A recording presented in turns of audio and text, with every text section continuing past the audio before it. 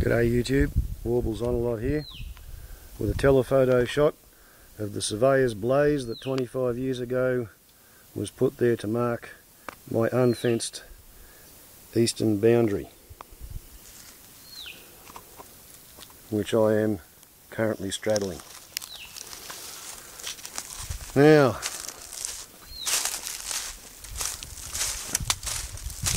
I'd like to have a bit of a chat about what I call crypto-semantic malapropisms. Now, a malapropism is when somebody's got the wrong idea about the use of a word. And crypto means secret, semantic means meaning. So a crypto-semantic malapropism, to my way of looking at it, is when you get a word that people use out of context, and eventually their use shifts subtly and slowly, and eventually they wind up using the word quite appropriately, but they don't realise they're using it appropriately, or sometimes they just don't realise much at all. One such word would be ignorant. Now, to be ignorant means to be unaware of the facts. Yeah? Look it up in a dictionary. Unaware of the facts.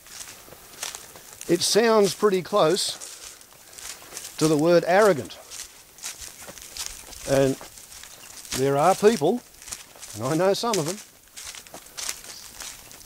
who confuse the two words. They habitually use the word ignorant when they mean to convey the symbol arrogant. So somebody reaches across in front of them at a table to get the salt. Instead of saying, "Don't be so rude, I would have passed you the salt," or "Don't be so arrogant in reaching across the space of my plate," they say, "Don't be so ignorant," meaning, don't you ignore me. So, without putting too fine a point on it, these people are so far down the scale of vocabulary that they're so ignorant they don't understand the meaning of the word ignorance. And they show that off when they use the word wrongly. Other people demonstrate their ignorance with their amazing pronunciations. A mate of mine told me about somebody he was working with. He asked him a question about what was happening the next day, and they said, "I don't know, I'll have to go and look at the schedule." And he said, "The what?" They said, "The schedule." And he said, "What's a schedule?" And they said, "Look, see, the schedule, the schedule." That's an interesting little window into somebody who's seen the word written, deduced the meaning from context, taught himself to pronounce it, and got it wrong. Other words that have secret hidden meanings could be, and this is one that I didn't notice, this is one that was pointed out to me, therapist. If you just break that in half into two words, therapist equals the rapist. Isn't that a scary thought? Could be why people are reluctant to go and put themselves in the hands of a therapist. And brings me to some of the words that I have actually noticed myself. Sophisticated is a classic. To be sophisticated actually means adulterated and impure. It was first applied to artificial gemstones at pretty much the start of the Industrial Revolution, when people figured out how you could put impurities into glass so as to make it take on various colours, and you could pretend that the coloured glass was actual gemstones, artificial, fake or paste gemstones. Artifice, of course, is made by man, made by humans, artificial. So sophisticated means adulterated and impure. Early descriptions of quote high quality unquote artificial gemstones often had them described as being elegant, sophisticated paste jewellery. And eventually a whole bunch of people decided that sophisticated meant the same thing as elegant or exquisite or high quality. So when you look at investment bankers who are suddenly found to have built a house of cards and then set fire to it, they're described as being people who live an elegant and sophisticated lifestyle. Elegant, adulterated and impure. Carefully designed, sophisticated. It's an interesting crypto-semantic malapropism, because all other words that come off the same root as sophisticated, like sophomoric, which means callow and immature, sophomore, which means somebody's second year studying. In their first year they know nothing. In their second year they think they know everything. Sophomoric, callow and immature. Sophist, it's a description of a philosophy that is considered to be elegantly constructed nonsense. So I have very little idea why it is that sophisticated is used in place of clever, intelligent, exquisitely designed, elegantly thought out. But it's, in its original sense, it's perfectly appropriate to apply to a society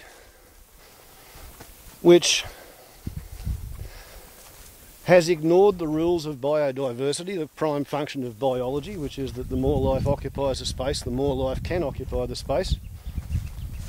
And they've desertified the world. Very sophisticated. They've killed all the fish in the ocean. Highly sophisticated fishing methods and techniques. They've cut down the trees with their sophisticated logging techniques. They're sophisticated air conditioners using coal-fired power stations to run the electricity. And they're sophisticated refrigerators, along with the flat-screen TVs, which are much more sophisticated than the old-fashioned cathode ray tubes were. Use a lot more power too. They've stuffed the planet. And I'm not joking.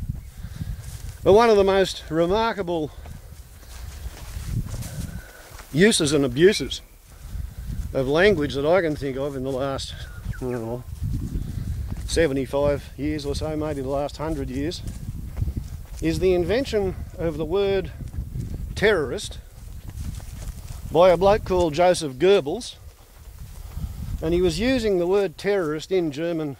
It was either, because I don't speak German, I've only seen it written on a page and I've tried to teach myself to pronounce it phonetically, Terrorflieger or Terrorflieger. I think it's Terrorflieger.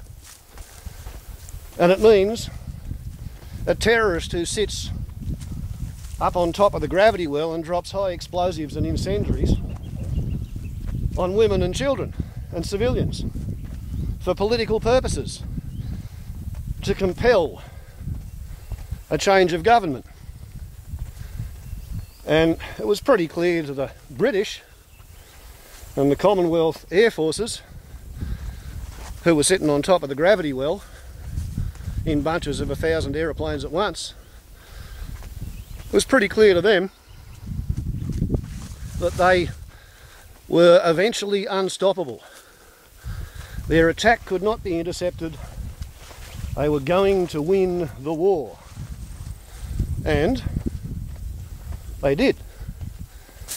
So the English soaked up the point that a terrorist is anybody whose attack cannot be effectively intercepted or prevented. That's what a terrorist is. That's why in 1947, when the British were running a mandate in Palestine and a whole bunch of Zionists started throwing hand grenades in the coffee shops, I don't know whether it was Yitzhak Rabin or Benjamin Netanyahu, but one of those two Israeli prime ministers was arrested and jailed by the British for throwing hand grenades while wearing a dress and shooting up a coffee shop with a submachine gun in 1947. And the English knew that these Zionists, the insurgents, they had to be called terrorists because you couldn't stop them. Right? And then in Kenya, during the Mau Mau rebellion, same thing. The people who could not be stopped were called terrorists. Belgian Congo, terrorists.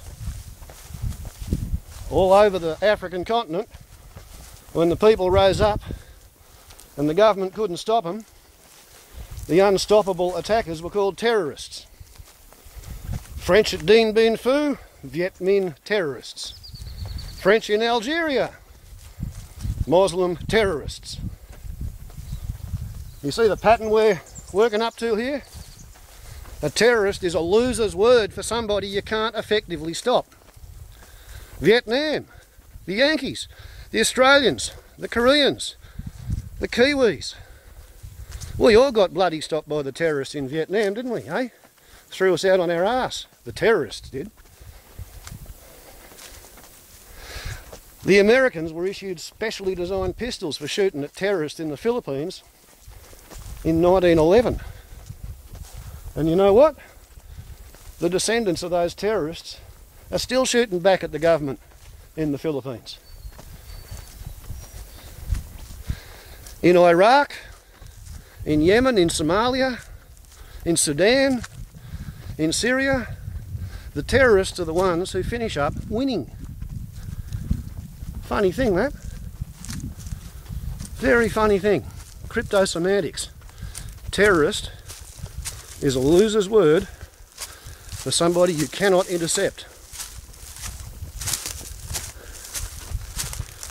And the harder you puff and blow and whinge and whine about their evil methods, when thou shalt not kill is the commandment. So if you're going to kill them, they're entitled to kill you. And if they kill you first, it means that they're winning. And here's my western boundary. That's a mile in 15 minutes. Warbles on a lot to YouTube. Crypto-Semantics, Malapproprisms, terrorist is a loser's word for an attacker who cannot be intercepted. I kid you not. Ciao. Postscript. I did that in 13.5 minutes. So, I guess that ain't quite finished.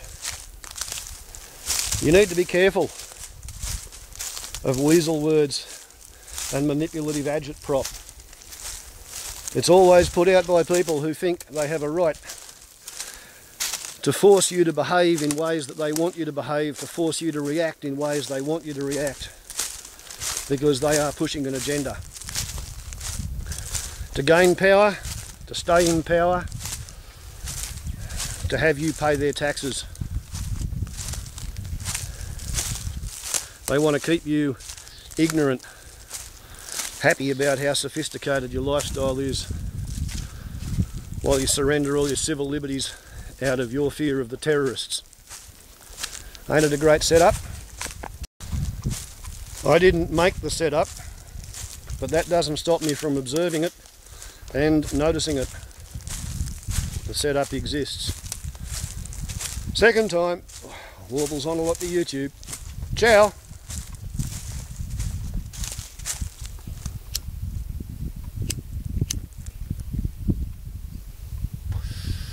Oopsie.